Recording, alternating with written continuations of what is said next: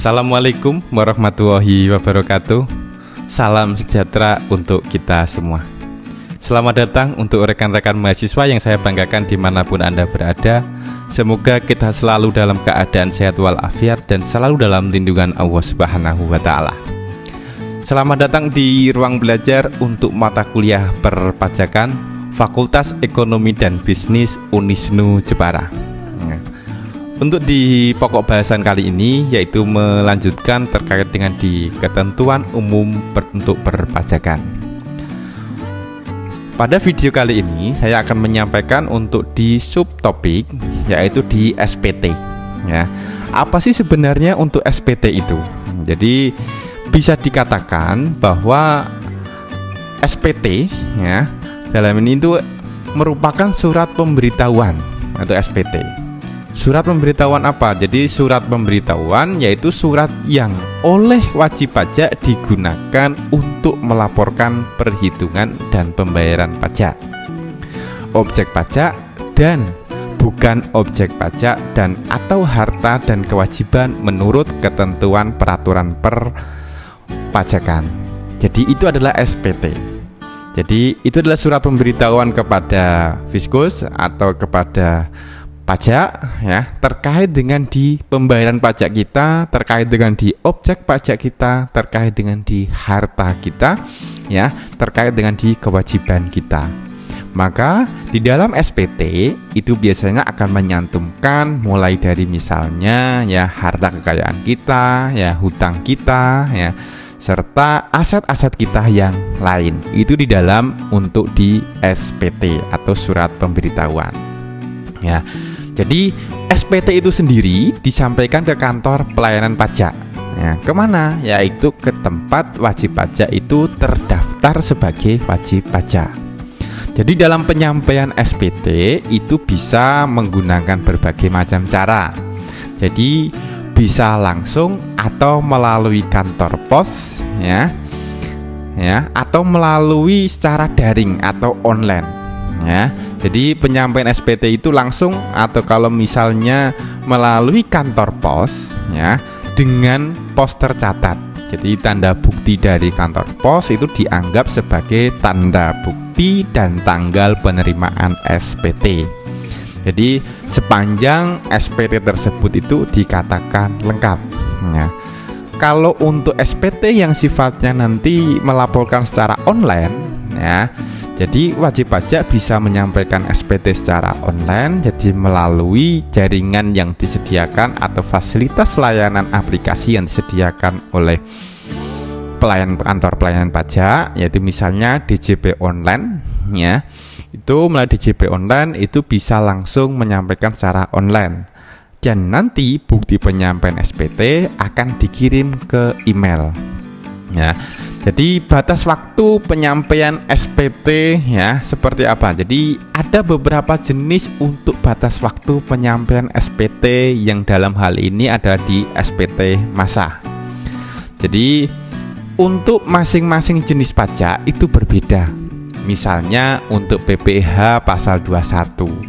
Jadi yang menyampaikan SPT itu adalah pemotong ya, untuk PPh pasal 21 pemotongnya.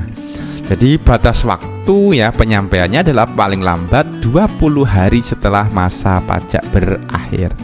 Itu setiap periodenya setiap masanya.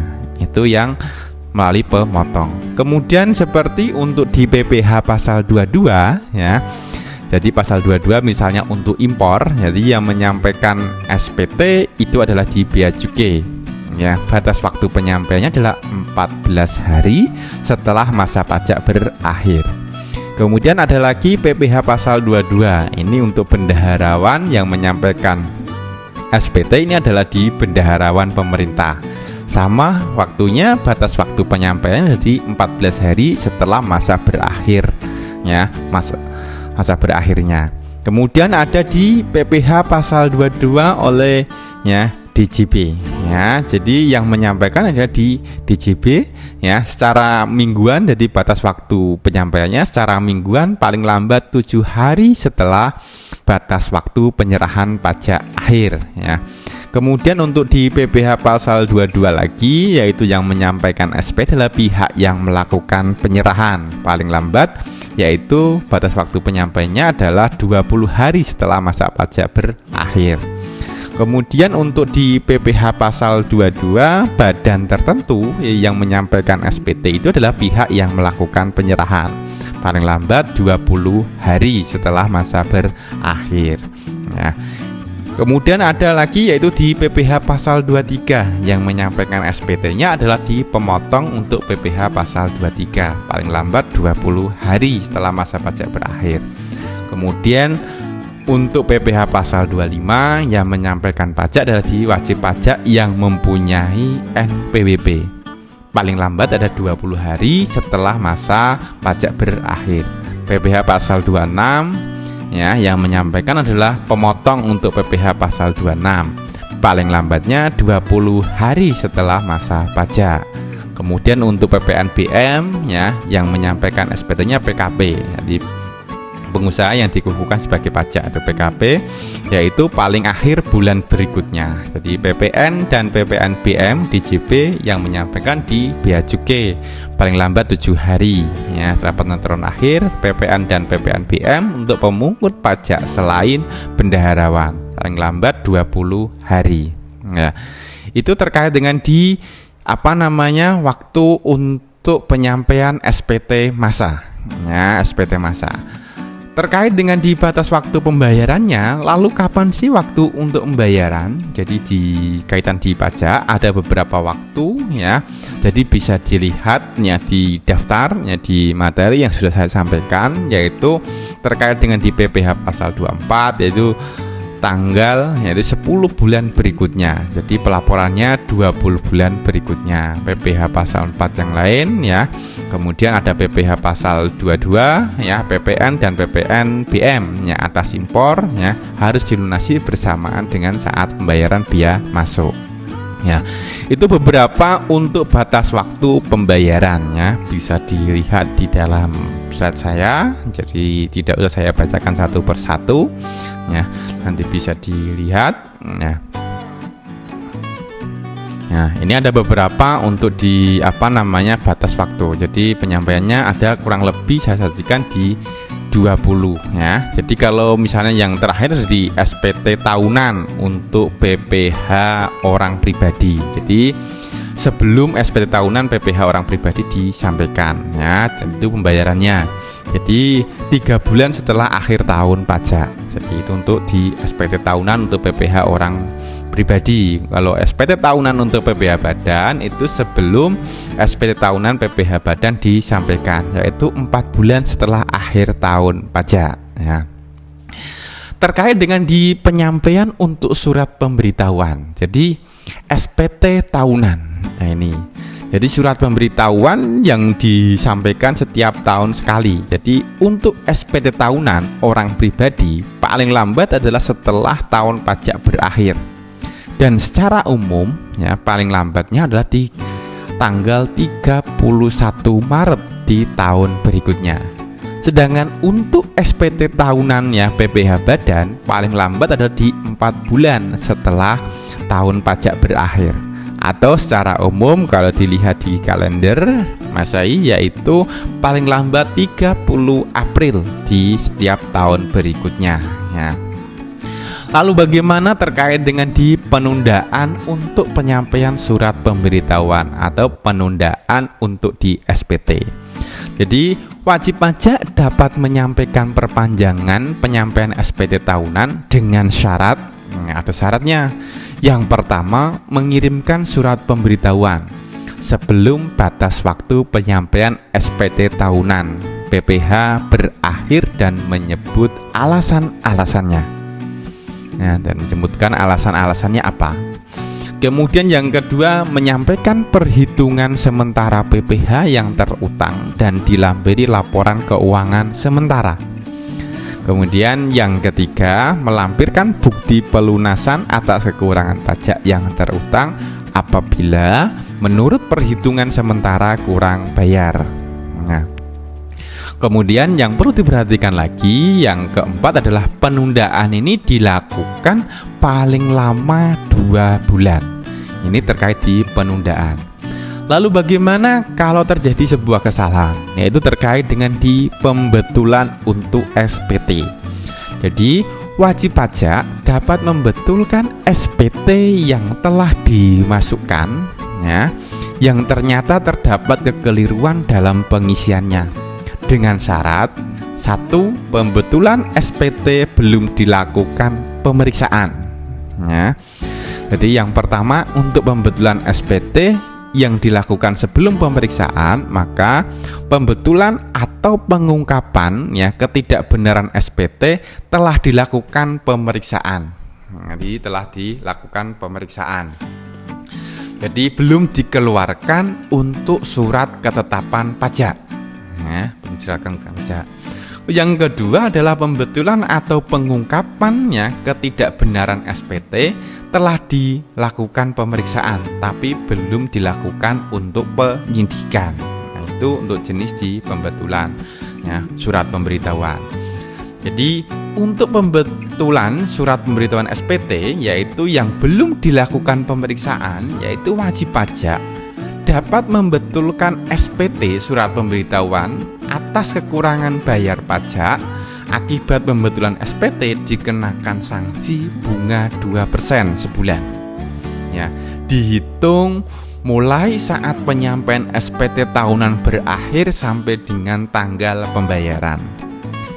Jadi dicontohkan misalnya seperti ini. Jadi untuk orang pribadi, ya, untuk orang pribadi misalnya Rohman telah menikah dan belum mempunyai anak. Jadi dalam tahun 2019 mempunyai data-data untuk mengisi SPT tahunan, ya, PPh tahun 2019, yaitu yang pertama penjualannya 5,8 miliar. Harga pokok penjualan 5,5 miliar. Biaya usahanya 100 juta. Maka PPh yang telah dibayar untuk PPh pasal 22 3 juta, PPh pasal 25-nya 12 juta. Perintahnya, hitung PPh akhir tahun 2019 atau PPh pasal 29 pada waktu memasukkan SPT tanggal 31 Maret tahun 2020. Ya.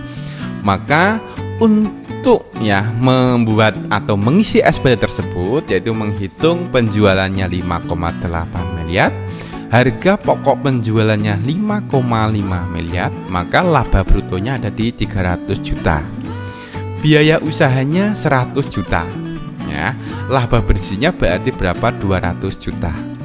PTKP-nya penghasilan tidak kena pajak, yaitu kawin dan 0, ya, yaitu 54, ya, ditambah dengan berarti 58.500.000. Jadi penghasilan kena pajak atau PTKP-nya 142.500. Maka untuk PPh terutangnya yaitu 5% kali 50 juta, yaitu 2.500.000, dan 15% kali 92.500.000 yaitu 13.875. Jumlah PPh terutangnya yaitu di 16.375.000 rupiah. Nah, kredit pajaknya yaitu PPh pasal 22 sebesar 3 juta, PPh pasal 25-nya 12 juta. Jumlah kredit pajaknya 15 juta. Maka PPh akhir tahun, PPh pasal 29 kurang bayarnya yaitu 1.375.000. Ya. Dari contoh tersebut, ya, maka SPT dimasukkan, ya, SPT yang dimasukkan ternyata ada kekeliruan, yaitu penjualannya seharusnya 6 miliar. Data yang lainnya sudah betul, ya. Lalu berapa sih kurang bayarnya? Jadi apabila membetulkan SPT di bulan Agustus tahun 2020 dan belum dilakukan pemeriksaan, maka untuk membetulkannya misalnya penjualnya di 6 miliar, kemudian harga pokok penjualannya di 5,5 miliar, laba brutonya ketemunya di 400 juta, biaya usahanya 100 juta, laba bersihnya ada di 400 juta, ya, PTKP-nya ada di 58.500.000, sehingga PKP-nya penghasilan kena pajaknya 341.500.000. PPh terutangnya yaitu sebesar 55.375.000, dihitung 5% kali 50 juta, 15% kali 200 juta, dan 25% kali 91.500.000. Jadi jumlah PPh terutangnya 55.375.000. Kemudian jumlah PPh terutang dikurangi dengan kredit pajak. Kredit pajaknya adalah, jadi PPh pasal 22 3 juta, kemudian PPh pasal 25-nya 12 juta, PPh pasal 29-nya, ya, PPh pasal 29-nya tadi yang dibayar yaitu 4.150.000 rupiah. Jadi totalnya ada di 19.150.000 rupiah. Jadi PPh akhir tahun untuk PPh pasal 29 kurang bayar, ya, yaitu 36.225.000. Sanksinya bunganya yaitu 2% dikalikan 5 bulan dikalikan 36.225.000. Jadi sanksinya ada di 3.622.500 rupiah. Jadi perlu diingat, jadi 5 bulan itu dihitung dari bulan batas akhir memasukkan SPT, yaitu April sampai dengan Agustus 2020, yaitu 5 bulan. Ya. Kalau untuk contoh soal badan, misalnya PT FZM dalam tahun 2019 menyampaikan data untuk mengisi SPT tahunan PPh tahun 2019. Misalnya penjualannya 5,8 miliar. Harga pokok penjualannya ada di 5,5 miliar. Ya. Kemudian untuk biaya usahanya ada di 100 juta, ya, dan PPh yang telah dibayar yaitu PPh pasal 22 3 juta, PPh pasal 25-nya ada di 12 juta. Lalu berapa sih PPh akhir tahun 2019? Jadi pada waktu memasukkan SPT tanggal 31 Maret tahun 2020, ya. Jadi untuk mengisi jadi PPh akhir tahun pasal 29 saat masukkan SPT 31 Maret, ya, tahun 2020 berarti dihitung yaitu laba bersihnya berapa, yaitu penjualan 5,8 miliar, harga pokoknya 5,5, berarti laba brutonya ada 300 juta, biaya usahanya 100 juta, laba bersihnya di 200 juta. Ya, PPh terutangnya berarti 12,5% dikalikan 200 juta, yaitu 25 juta. Jumlah kredit pajaknya yaitu PPh pasal 22 3 juta, pasal 25 12 juta, yaitu di 15 juta. Jumlah kredit pajak yaitu di 15 juta, maka untuk PPh akhir tahun yang kurang bayar yaitu 25 juta dikurangi dengan 15 juta, maka masih kurang bayar yaitu di 10 juta rupiah. Ya. Dari contoh soal badan, ya, jika ternyata ada kekeliruan penjualan seharusnya 5,9 miliar, yang lainnya betul, maka ada terjadi PPh kurang bayar dan membetulkannya di bulan Agustus tahun 2020, ya, dan belum dilakukan pemeriksaan. Maka setelah dilakukan pembetulan, maka harga pokok penjualan 5,9 miliar, ya, kemudian laba brutonya di 400 juta, laba bersihnya ada di 300 juta, PPh terutangnya ada di 12,5% dikalikan 300 juta yaitu 37.500.000, ya. Kredit pajaknya yaitu 15 juta ditambah dengan PPh pasal 29 10 juta yaitu di 25 juta. Jadi PPh kurang bayar yaitu masih yang terutang yaitu 12.500.000, ya. Sanksi bunganya yaitu 2% dikalikan 5 bulan dikalikan 12,5 juta, yaitu di 1.250.000. Itu yang harus dibayar. Jadi 5 bulan itu dihitung mulai dari batas akhir masukkan SPT, yaitu bulan April tahun 2020 sampai dengan Agustus tahun 2020 sebanyak 5 bulan ya. Kemudian untuk pembetulan surat pemberitahuan ya, jadi pembetulan atau pengungkapan ketidakbenaran SPT di mana telah dilakukan pemeriksaan ya, tapi belum dikeluarkan SKP surat ketetapan pajak. Jadi wajib pajak dapat membetulkan SPT pajak yang kurang bayar akibat pembetulan SPT dikenakan sanksi 50%. Itu 50%, sanksinya sebesar 50%. Jadi apabila telah dilakukan pemeriksaan. Contoh soalnya, jadi dari contoh yang sama untuk ya PPh orang pribadi, misalnya Rohman telah menikah, belum mempunyai anak tahun 2019, dia juga sebagai pengusaha memiliki yaitu penjualan 5,8 miliar ya, HPP-nya 5,5 miliar ya, biaya usahanya 100 juta ya, PPh yang dibayar sebesar 15 juta yaitu dua-duanya 3 juta dan 25-nya 12 juta. Jadi hitung untuk PPh ya akhir tahun ya 2019 dalam masukan SPT 31 Maret. Jadi seperti contoh yang di awal tadi ya, yaitu untuk PPh akhir tahun masukkan SPT 31 Maret. Jadi PPh akhir tahunnya kurang bayarnya ada di Rp4.150.000 ya, kurang lebih Rp4.150.000 ya. Dan itu jadi bisa dilihat PPh kurang bayarnya. Kemudian dari contoh soal orang pribadi tersebut, kalau kita lihat di kasus, jadi PPh kurang bayar apabila membetulkan SPT ya Agustus tahun 2020 di mana sudah dilakukan pemeriksaan tapi belum dikeluarkan SKP. Jadi penjualannya seharusnya ada di 5,9 miliar. Jadi maka ya dari perhitungan yang tadi yaitu ya dari harga pokok penjualan kemudian penghasilan kena pajaknya disesuaikan untuk PPh terutangnya ya, PPh terutangnya disesuaikan kemudian dijumlah. Dan di PPh akhir tahun yang kurang bayar itu adalah jumlah PPh terutang dikurangi dengan jumlah kredit pajak ya. Kemudian untuk sanksinya yaitu 50% dikalikan dengan PPh akhir tahun yang masih kurang bayar 50%. Karena apa? Jadi setelah dilakukan pemeriksaan tapi belum terbit SKP ya itu. Untuk badan juga sama. Jadi misalnya PT FZM ya memiliki harga pokok penjualan 5,8 seperti contoh di awal tadi ya.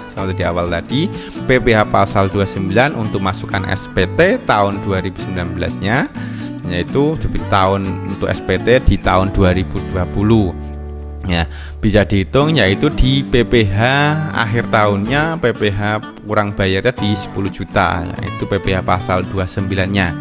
Apabila dilakukan pembetulan yaitu ternyata ada kesalahan 5,9 miliar ya, tetapi kemudian dilakukan pembetulan dan telah dilakukan pemeriksaan tapi belum keluar SKP, maka pembetulannya yaitu dari setelah kita menghitung untuk laba bersihnya misalnya di 300 juta, PPh terutangnya yaitu 12,5% dikalikan 300 juta, kemudian kredit pajaknya yaitu PPh pasal 22, PPh pasal 25 dan PPh pasal 29. Jadi yang dilakukan laporkan yang dibayar pertama yaitu PPh pasal 29 10 juta yaitu 25. Maka PPh akhir tahunnya yaitu kurang bayar 12.500. Sanksinya yaitu 50% dikalikan 12.500 yaitu dikalikan dengan kurang bayarnya yaitu di 6.250. Nah, yang selanjutnya yang ketiga yaitu pembetulan ya atau pengungkapan ketidakbenaran SPT telah dilakukan pemeriksaan ya tetapi belum dilakukan penyidikan. Nah, kalau belum dilakukan penyidikan ya, Maka wajib pajak dalam membutuhkan SPT, pajak yang kurang bayar akibat pembetulan SPT dikenakan sanksi sebesar 150%. Sanksinya yaitu sebesar 150%. Jadi contoh soal ya, contoh soal misalnya untuk orang pribadi tadi ya. Jadi Rohman menikah ya tadi sesuai dengan tadi. Jadi informasi awal penjualannya 5,8, harga pokoknya 5,5 miliar ya. Kemudian PPh yang telah dibayar yaitu PPh pasal 22 3 juta, PPh pasal 25-nya ada di 12 juta. Ya. Lalu berapa untuk yang dilaporkan di SPT? Jadi yang dilaporkan di SPT adalah penjualan ya. Dikurangi dengan di harga pokok penjualan, ketemulah untuk di laba bruto. Kemudian dikurangi biaya usaha 100 juta, ketemulah untuk di laba bersih.